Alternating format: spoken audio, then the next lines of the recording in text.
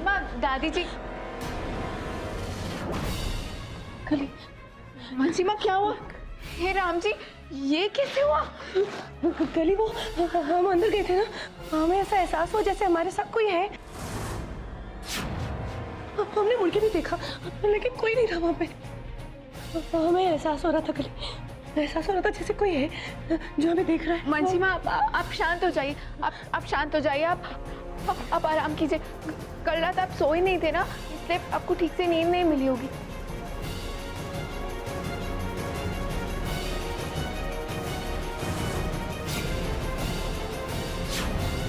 इसमें कोई शक नहीं कि जब से देवरी जी इस घर में आए कुछ अजीब सी चीजें हो रही है। यार समझती काहे नहीं हो रे? देवरी जी इतना अच्छा उपाय बताए है और तुम साथ में चलने से इनकार कर रही हो। कौन बात हुई? हम नहीं जाएंगे। दुल्हनिया चलो ना। हम समझते हैं पर मंजी माँ की तबीयत ठीक नहीं है, वो इस पूजा में शामिल नहीं होंगी। क्या हुआ पिशीमा को?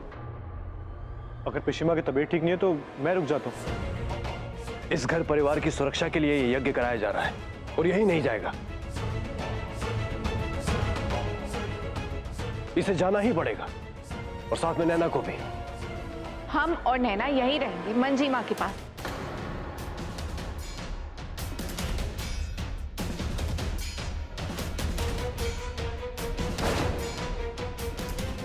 देवरी जी अब वो नहीं जाना चाहती है तो रहने दीजिए ना, बाकी घर के लोगों के साथ कर लीजिएगा पूजा।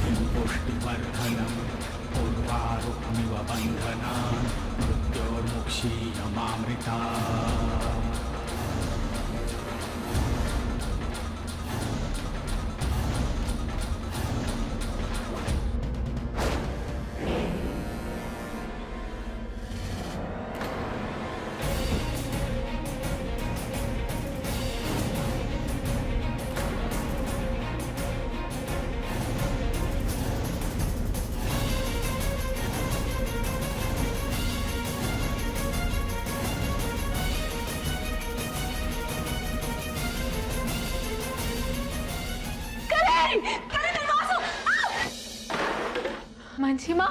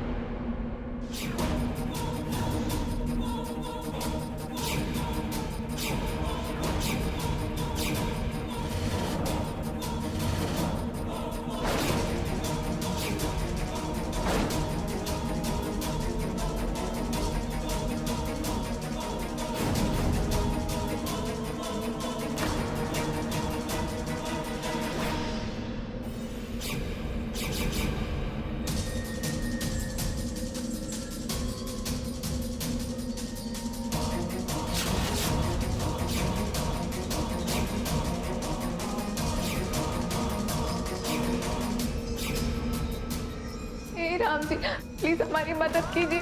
मंजीमा खतरे में, कुछ बहुत गलत हो रहा है।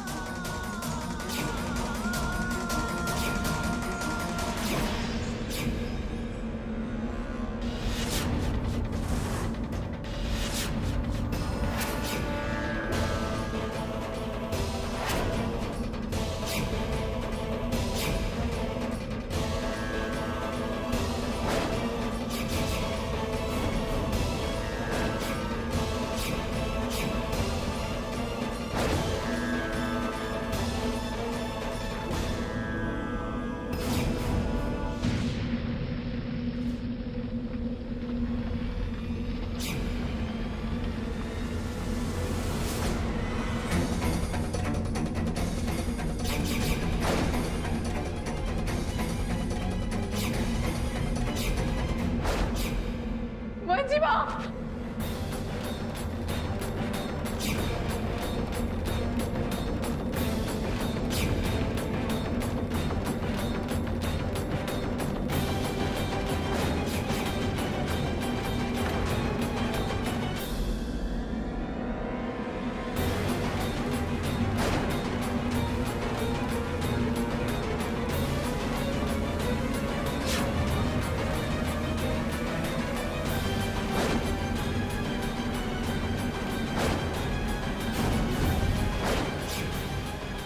मंजीमा, मंजीमा, क्या हुआ?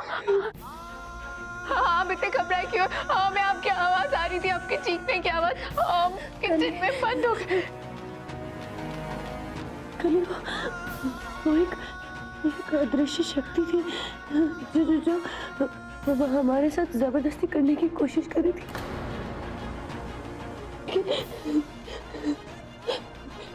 राम जी ने हमारी इज्जत बचा दी, हमारी इज्जत बचा दी।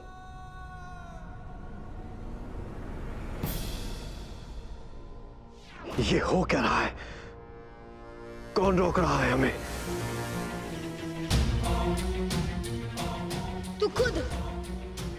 तेरी अपनी कमजोरी रोक रही है तुझे अपने लक्ष्य को बेधने से, क्योंकि जो शक्ति तुझे रोक रही है वो बहुत बड़ी है। नहीं, हम कर पाएंगे। अभी अपनी सारी शक्तियां एकत्रित करते हैं और चलाते हैं अपना ब्रह्मास्त्र।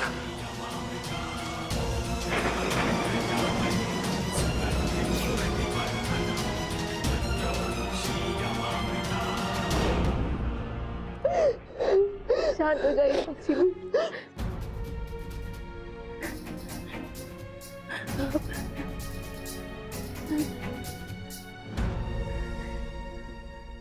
क्या सोच रहे हो कली? सोच नहीं रहे मंजीमा, बल्कि अब हम एक निर्णय पर पहुंच रहे हैं। कैसा निर्णय? हमें यकीन हो गया है मंजीमा, इन सारी हरकतों के पीछे वो देवरी जी है। आपको यकीन है? हाँ मंजीमा, हमें पूरा यकीन है। इंसान के भेष में खूंखार भेड़िया है वो हम सबको दिखा रहा है कि वो हमें शैतानी ताकतों से बचा रहा है, पर उस बहाने वो शैतान की पूजा भी कर रहा है। हाँ मंजीमा, हो सकता है। हो नहीं सकता है मंजीमा, ऐसा ही है। आप याद करने की कोशिश कीजिए, हमारे घर में सारी काली कारस्तानियां तब से शुरू हुई है जब से वो घर में आए। आप समझ रही है?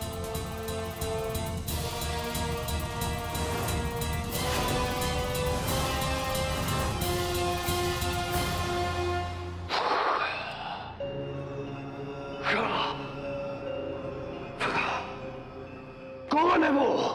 कौन है जिसे देवरी का रास्ता काटने की हिम्मत की है? कौन है जिसने महातांत्रिक देवरी के तंत्र को तोड़ा है? कौन है?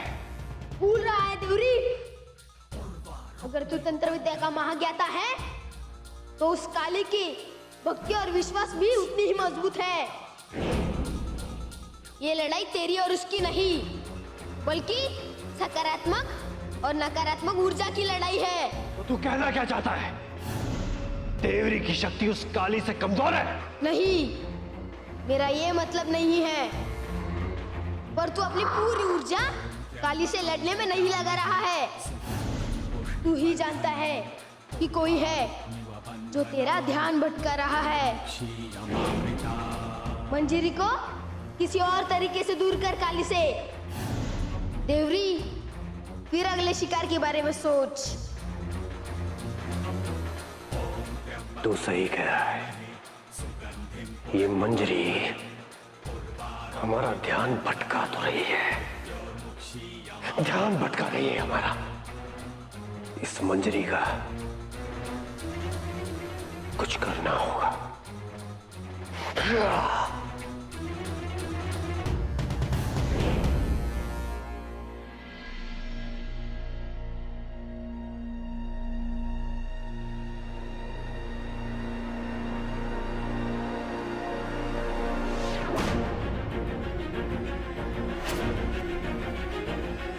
What? कौआ भाती इसमें लिखा है कि मंजरी झा विश्ववीर झा की कातिल है।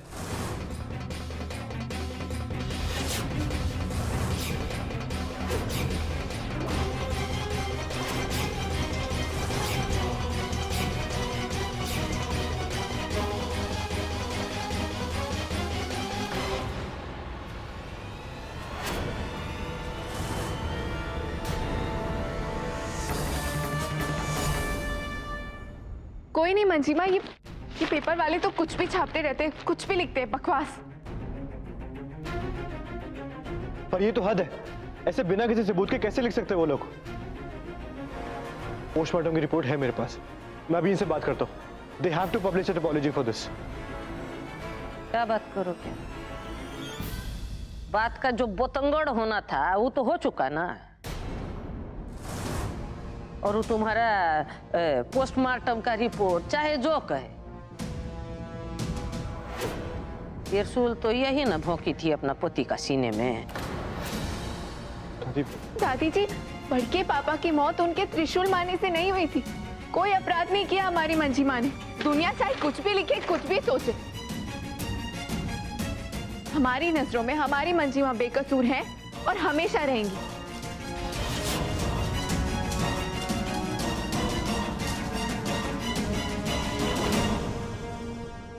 भगवान ने वकील बना के पैदा किए है तुमको। तुमसे कोनो जीत सका है बहस में? हम मंदिर जाना चाहते हैं, नरक चौदस की पूजा के लिए। मंजीमा, हम भी आपके साथ आएंगे। हाँ, हम सब साथ चलते हैं।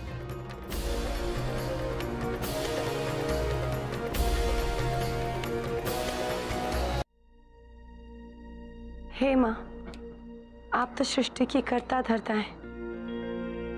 आप तो सब जानती हैं, हमारा मार्गदर्शन कर दीजिए।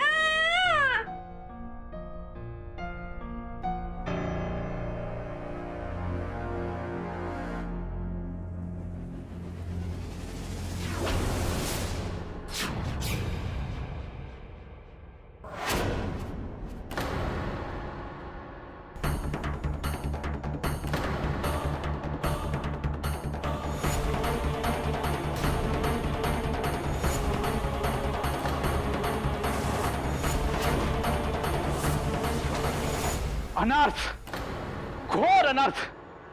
हरि ओम। तू तो वही औरत है ना, अपने पति की हत्यारन?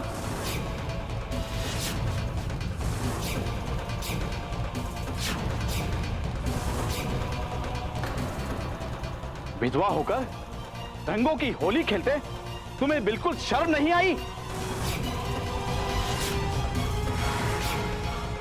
हत्यारन कहीं की। एक तो इतने बड़े पाप की भागीदार, पश्चाताप तो दूर की बात। जरा देखो तो, इसके चेहरे पर एक शिकन तक नहीं है। इसे क्या शर्म आएगी? ये सुहागिनों की तरह घूम रही है माथे पर सिंदूर लगाकर। क्यों? अरे क्या गलत किया इन्होंने? अभी जो कुछ भी हुआ वो सबके सामने हुआ ना। अच्छा आप ही बताइए, आपने क्या देखा? बताइए। वो बच्चे की लात लगने से रंग गिर गया इनके ऊपर। फिर आपको शर्म नहीं और दूसरी औरत पे ऐसा लांछन लगाते हुए। सच कहते हैं लोग, एक औरत ही दूसरी औरत की सबसे बड़ी दुश्मन होती है।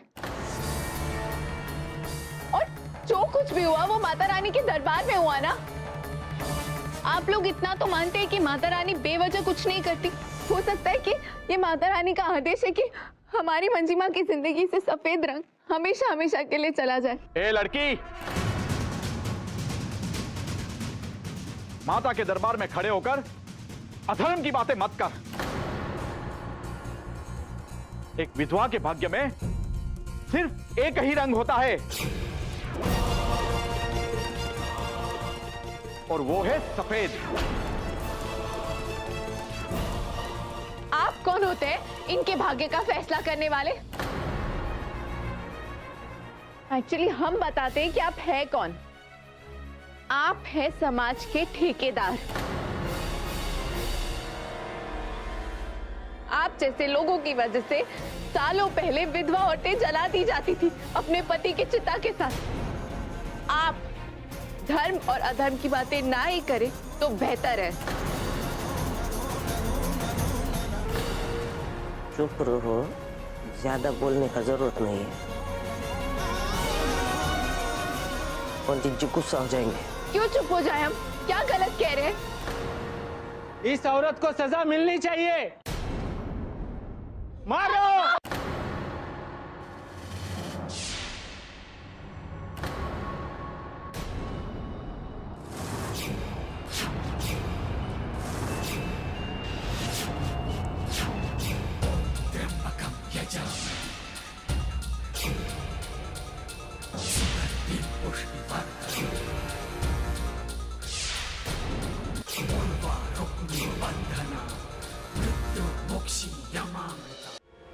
किसके मंदिर में खड़े हो जानते हो? महिषासुर मर्दिनी मां दुर्गा के मंदिर में। रक्त बीज का विनाश करने वाली चंडी। और उसी मां के मंदिर में खड़े होकर तुम एक औरत को पत्थर मार रहे हो,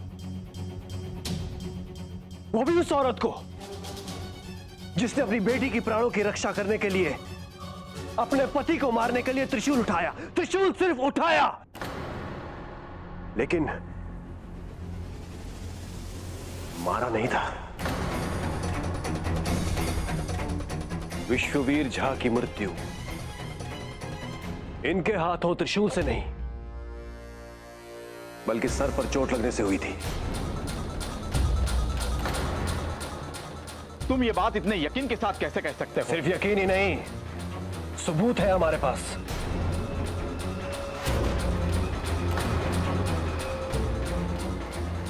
ये रही विश्ववीर झा की पोस्टमार्टम रिपोर्ट।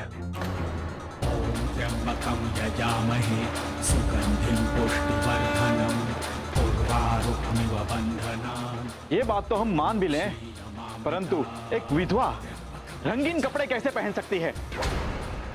क्यों नहीं पहन सकती? जाओ जाकर लेकर आओ वो शास्त्र जिसमें लिखा हुआ कि एक विधवा रंगीन कपड़े नहीं पहन सकती।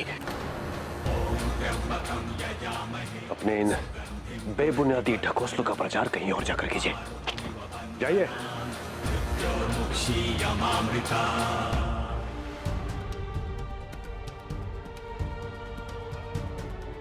धन्यवाद।